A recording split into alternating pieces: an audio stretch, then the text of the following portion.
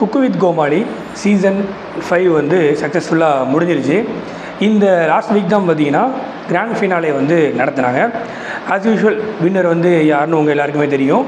So Vijay TV Priyanka தான் வந்து cook with Comali season 5ஓட டைட்டில் வின்னர் வந்து ஜெயிச்சிருக்காங்க. இந்த சீசன் வந்து ஸ்டார்ட் பண்ணதுலேருந்தே நிறையா முரண்பாடுகள்.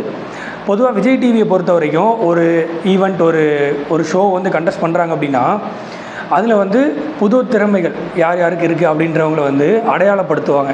சூப்பர் சிங்கராக இருக்கட்டும், கலக்கப்போகுது யாராக இருக்கட்டும், அது இந்த மாதிரி எல்லா ஷோலையுமே வந்து புதுசாக வெளியேருந்து வரக்கூடிய திறமையாளர்களை வந்து நம்மளுக்கு அறிமுகப்படுத்துவாங்க. இந்த குக்கு வித் கோமாளியும் கூட ஃபஸ்ட்டு ஒரு 3-4 சீசனாக வந்து அப்படி தான் இருந்தது. ஃபார் எக்ஸாம்பிள் அஸ்வின் அறிமுகப்படுத்தினது, அப்புறம் வந்து டான்ஸ் மாஸ்டர் பாபா பாஸ்கர் அறிமுகப்படுத்தினது, இந்த மாதிரி நிறையா பேர் நம்மளுக்கு தெரியாத வெளியேருந்து வரக்கூடிய புதுமுகங்கள் நிறையா பேரை இந்த ஷோவில் அறிமுகப்படுத்தி இது மூலமாக அவங்களுக்கு நிறைய வாய்ப்புகளை உருவாக்கி கொடுக்குறவங்க தான் வந்து விஜய் டிவி. ஆனால் இந்த குக்கு வித் கோமாளி சீசன் 5 பொறுத்த வரைக்கும் 80% வந்து அந்த விஜய் டிவியில் இதுக்கு முன்னாடி இருந்து பெஞ்சை தேய்ச்சிக்கிட்டே இருந்து ஒவ்வொரு ஷோவாக பண்ணிக்கிட்டு இருக்கிற அவங்கள தான் வந்து திரும்பவும் உள்ளே கூப்பிட்டு குக்கும் சரி கோமாளியும் சரி அவங்க தான் வந்து பண்ணிகிட்டு இருந்தாங்க. ஸோ புதுசாக வந்ததுன்னு பார்த்தீங்கன்னா இவர் விடிவி கணேஷ் அவர் வந்திருந்தார். அப்புறம் வந்து மியூசிக் டைரக்டர் ஒருத்தர் வந்திருந்தார். இந்த 2 பேர் தான் வந்து புதுசாக வந்தவங்க. மீதி எல்லாருமே வந்து ஏற்கனவே இருக்கிறவங்க தான்.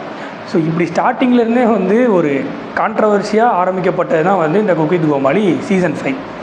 ஸோ நல்லா போயிட்டு இருக்கும்போது இடையில உங்களுக்கு தெரியும், இப்போ ரீசெண்டாக பிரியங்காவுக்கும் மணிமேகலைக்கும் வந்து ஒரு இஷ்யூ நடந்தது. அந்த இஷ்யூவில் வந்து மணிமேகலை வந்து பாதியிலே வெளியே போயிட்டாங்க.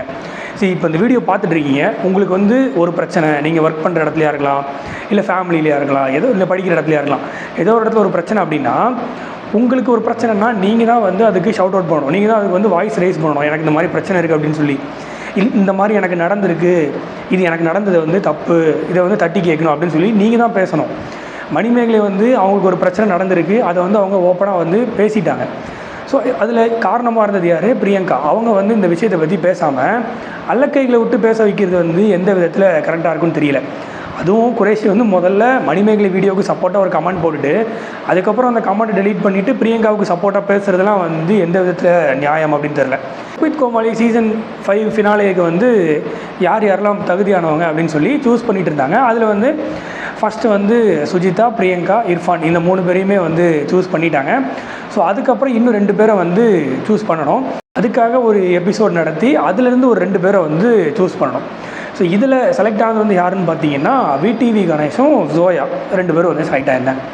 சரி, இந்த விடிவி கணேஷ் அப்புறம் வந்து ஜோயா இவங்க 2 பேரும் செலக்ட் ஆனது வந்து கண்டிப்பாக வந்து ஏற்றுக்கவே முடியாது. ஏன்னா ஃபஸ்ட் எபிசோட்லேருந்து ரெகுலராக ஃபாலோ பண்ணிகிட்டு இருக்கிற எல்லாருக்குமே தெரியும், விடிவி கணேஷ் சார் வந்து குக்கிங்கில் வந்து அவ்வளோ இன்ட்ரெஸ்ட்டு அவ்வளோ ஈடுபாடோடு பண்ணணும் அப்படின்லாம் அவருக்கு வந்து கிடையாது.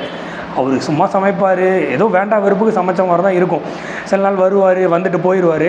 நீங்கள் ஜோயா இவராவது இப்படி சமைக்கிறார், நீங்கள் ஜோயா எடுத்துக்கிட்டீங்க அப்படின்னா அது என்ன பண்ணுதுன்னு அதுக்கே வந்து தெரியாது. ஏதோ ஒன்று பண்ணிகிட்ருக்கோம். அதை வந்து நம்ம ஒரு குக்கிங் கான்டெஸ்ட்டுக்கு ஜோயா வந்து ஒரு பர்ஃபெக்டான ஒரு ஆளா அப்படின்னு கேட்டிங்கன்னா கண்டிப்பாக வந்து கிடையாது. அப்படி இருக்கும்போது பக்கத்தில் பார்த்தீங்க அப்படின்னா அக்ஷய் கமல் ஸ்டார்டிங்லேருந்து பார்க்குறவங்களுக்கும் தெரியும் எவ்வளோ ஹார்ட் ஒர்க் பண்ணி ஒவ்வொரு வீக் வந்து எலிமினேஷன் ரவுண்டுக்கு போகும்போது அதுலேருந்து எப்படி பவுன்ஸ் பேக் பண்ணி திரும்ப வந்தார், எந்தளவுக்கு பெர்ஃபார்ம் பண்ணார் அப்படின்னு சொல்லி எல்லாருக்குமே தெரியும். அப்படி இருக்கும்போது சம்மந்தமே இல்லாமல் விடிவி கணேஷ் அவர்களையும் ஜோயா அவர்களையும் வந்து ஃபைனலிஸ்ட்டாக வந்து செலக்ட் பண்ணாங்க. இது வந்து கம்ப்ளீட்லி இது வந்து ஒரு ஸ்கெட்ச், இது வந்து ஒரு ஸ்கிரிப்டு தான். ஏன்னா அக்ஷய் கமலை வந்து இவங்க ஃபைனலுக்கு கொண்டு வந்தாங்க அப்படின்னா அக்ஷய் கமல் வந்து எதுவும் இவங்க ஷோவை இன்ட்ரெஸ்டிங் ஆக்கிறதுக்காக கண்டென்ட்லாம் வந்து கொடுக்க போகிறதில்ல. அக்ஷய் கமல் அவர் பாட்டுக்கு அவரோட வேலையை செஞ்சுட்டு குக்கிங் பண்ணிட்டு போகிறாரு. அதுவே இவங்களுக்கு ஜோயாவும் இல்லை விடிவி கணேஷரும் வந்தாங்க அப்படின்னா எங்களுக்கு வந்து நிறைய கண்டென்ட் கிடைக்கும். ஏன்னா ஜோயா வந்து சமைக்கிறோமோ இல்லையோ ஏதோ ஒன்று பண்ணி இன்னசென்ட்டாக ஏதோ ஒன்று பண்ணுறோன்னு நினச்சி பண்ணி ஒரு கண்டென்ட்டாவது கொடுத்துட்டு போகும். அப்படின்ற காரணத்துக்காகவே வந்து ஜோயாவை வந்து சூஸ் பண்ணியிருக்காங்க. இந்த எபிசோட்லேயே வந்து இது வரைக்கும் குக்கு வித் கோமாளியோட இந்த 4 சீசனை வந்து நான் ரெகுலராக பார்த்துட்ருக்கேன். எந்த சீசனையுமே வந்து நான் ஃபார்வர்ட் பண்ணி சரி அடுத்தது அப்படியே ஓட விட்டு நான் வந்து இது வரைக்கும் பார்த்ததே கிடையாது. இவங்க செமிஃபைனல்னு வச்ச அந்த ஃபினாலிஸ்ட்டை சூஸ் பண்ணுற அந்த ஒரு எபிசோடை தான் வந்து நான் அந்த ஃபஸ்ட் டைம் வந்து நான் அதை ஃபாஸ்ட் ஃபார்வர்ட் பண்ணி பார்க்குறதுக்கு விருப்பமே இல்லாமல் பார்த்த ஒரு எபிசோட். சரி, ஃபைனலாவது நல்லா இப்போ ஏதோ கருமத்தை பண்ணிட்டாங்க, ஃபைனலாவது நல்லாயிருக்கும் அப்படின்னு சொல்லி பார்த்தோம் அப்படின்னா ஃபைனல் வந்து அதுக்கு மேலே கிரிஞ்சு. இவங்க வந்து ஹிண்ட்ரன்ஸ்னு ஒரு விஷயத்தை வந்து இன்ட்ரடியூஸ் பண்ணாங்க, எல்லாருமே பார்த்துருப்பீங்க. கையில் வந்து பாம்பு பிடிச்சிட்டு இருக்கணும்.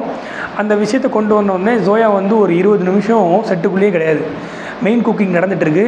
இதில் நீங்கள் நல்லா பண்ணிங்கன்னா நீங்கள் ஜெயிக்கலாம், நீங்கள் தான் ஃபினாலிஸ்ட் அப்படின்னு சொல்லி சொல்லுவாங்க. எப்போவுமே பார்த்தீங்கன்னா 5 குக் இருப்பாங்க, 5 பேருமே வந்து பயங்கரமாக போட்டி போடுவாங்க.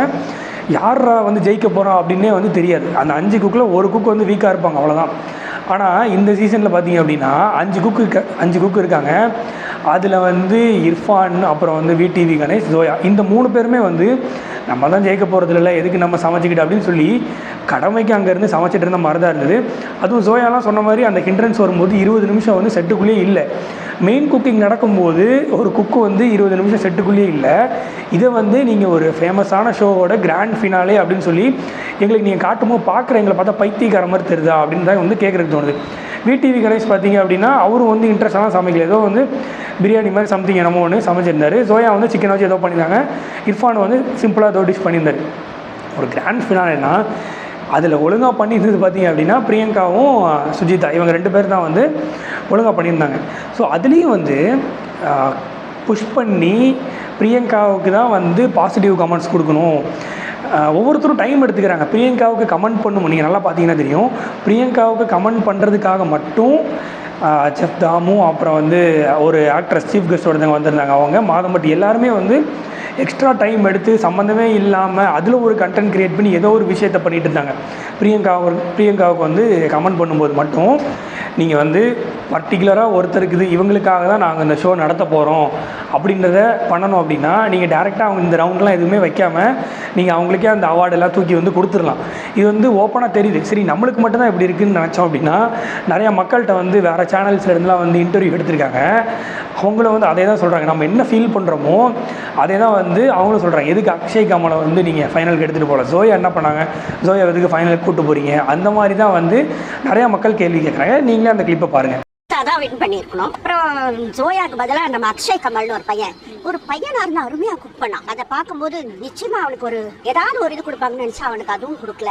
அவனை அனுப்பிட்டு தமிழே தெரியாத மாதிரி நடிக்கிறவங்களுக்கு நம்ம தமிழ்நாட்டுல மரியாதை. ஜோயா தப்புன்னு தமிழ் பேசினா உடனே அது ஒரு பெருமை. இந்த சுனிதா ஒருத்தி இருக்கா, ஒருத்தி தமிழ் தெரியாத மாதிரி பண்ணி ஜோக் அடிக்கிறா. இப்படி போதுக்கு. ஆனா விஜய் டிவியை பொறுத்த வரைக்கும் ரொம்ப பாரபட்சம். சூப்பர் சிங்கர் ஆகட்டும், இதாகட்டும், இப்போ அடுத்த பிக் பாஸ் வருது, நம்ம ஒருத்தரை நினைச்சு ஓட்டு போடுவோம். அவங்க ஆல்ரெடி ஒருத்தர் முடிவு பண்ணி வச்சிருப்பாங்க, அவங்க தான் வருவாங்க. அது சிடபிள்யூசி எனக்கு இந்த ஃபைனலை பார்க்குறது பிடிக்கல. எனக்கு ஃபினாலே சுத்தமாக பிடிக்கல. சுஜிதா சூப்பராக குக் பண்ணுவாங்க. I was so upset about that. என்னை பொறுத்த வரைக்கும் அன்ஃபேர் தான். அது ஆக்சுவலி அவங்க மணிமேகலைக்கும் அவங்களுக்கும் இஷ்யூ போயிடுச்சுல்ல சார். அதில் மேபி பிரியங்கா கொஞ்சம் டவுனாக இருக்கனால தூக்கி வர்றதுக்காக அவங்க கண்டிப்பாக பண்ணியிருப்பாங்க. அவங்க இது வரைக்கும் குக் வித் கோமாளி ஹிஸ்ட்ரியிலே வந்து வேண்டா வெறுப்புக்கு ஒரு செமிஃபைனல் ஃபைனலை வந்து பார்த்தது இந்த சீசன் மட்டும்தான். சீசன் 5 மட்டும்தான் one of the worst cook with Comali season. இதுக்கப்புறம் இவங்க சீசன் 6ன்னு ஒன்று கொண்டு வந்து அதெல்லாம் வந்து எந்தளவுக்கு பிக்கப் ஆகும் அப்படின்றது வந்து தெரியல. ஸோ அந்த பக்கம் சன் டிவியில் பார்த்தீங்க அப்படின்னா டாப் குக் டூப் குக்னு ஒரு ஷோ வந்து ரொம்ப பயங்கரமாக போயிட்டு இருந்தது. ஸோ எல்லாருமே வந்து இப்போ அதை பார்க்குறதுக்கு ஆரம்பிச்சிட்டாங்க. இதை விட அது நல்லா இருக்குது அப்படின்னு சொல்லி அந்த பக்கம் போகிறதுக்கு ஆரம்பிச்சிட்டாங்க. செஃப் தாமு அவர் இருக்கும்போது இந்த மாதிரி எப்படி ஸ்கிரிப்டடான ஒரு விஷயம் வந்து உள்ளே நடக்குது அப்படின்றது வந்து எனக்கு தெரில. இதுவே வந்து வெங்கடேஷ் பட் உள்ளே இருந்திருந்தார் அப்படின்னா கண்டிப்பாக வந்து இந்த மாதிரி எந்த ஒரு விஷயங்களுமே நடந்திருக்காது. ஒருத்தருக்கு ஃபேவரபுளாக அந்த ஷோ இருக்குது அப்படின்ற ஒரு விஷயம் வந்து கண்டிப்பாக இருந்திருக்காது. எதை வச்சு சொல்கிறேன் அப்படின்னா, லாஸ்ட் சீசன் வந்து சிவாங்கி குக்காக வரும்போது எல்லாருக்குமே தெரியும், ஒரு ஃபஸ்ட்டு 2-3 எபிசோடாக வந்து ஒரு பேர் வந்தது. செஃப் எல்லாருமே வந்து சிவாங்கிக்கு ஃபேவரட்டாக பண்ணிகிட்ருக்காங்க அப்படின்னு சொல்லி ஒரு பேர் வரும்போது வெங்கடேஷ் பட் வந்து ஓப்பனாக அவரோட இன்ஸ்டாகிராம்லேயே வந்து ஒரு விஷயம் போட்டிருந்தார். நாங்கள் யாருக்குமே ஃபேவரபுளாக பண்ணணும் அப்படின்னு சொல்லி எங்களுக்கு அவசியம் கிடையாது. இது வந்து அன்னைக்கு டேயில் அவங்க நல்லா பண்ணியிருந்தாங்கன்னா நாங்கள் அவங்களுக்கு வந்து அன்றைக்கி டே அவங்க நல்லா பண்ணியிருக்காங்க, அவங்கள வந்து நாங்கள் பாராட்டுறோம் அப்படின்னு சொல்லி பண்ணாங்க. அதை வந்து நம்மளால் ஏற்றுக்க முடிஞ்சுது. ஆனால் இந்த சீசன் 5 வந்து எந்த வகையிலையுமே இவங்க பண்ணுற விஷயங்கள் வந்து ஆர்கானிக்காக தான் இருக்குது, நாங்கள் ஆர்கானிக்காக தான் பண்ணுறோம் அப்படின்றத நம்மளால் ஏற்றுக்கவே முடியலை. ஆனால் என்னால் இன்னி வரைக்கும் அது ஜோயாவையும் விடிவி கணேஷ் அவர்களையும் வந்து ஃபைனல் கூட்டு வந்தது வந்து சத்தியமாக அக்செப்ட் பண்ணிக்கவே முடியாது. எதுக்காக இப்படி பண்ணாங்க அப்படின்றது வந்து தெரியல. இந்த விஷயத்தை பற்றி நீங்கள் என்ன நினைக்கிறீங்க? உங்களுக்கு இதே மாதிரி தான் ஃபீல் ஆச்சா அப்படின்றத மறக்காமல் கமெண்ட் செக்ஷனில் சொல்லுங்கள். அடுத்து ஒரு இன்ட்ரெஸ்டிங்கான வீடியோ உங்களுக்கு மீட் பண்ணுறேன்.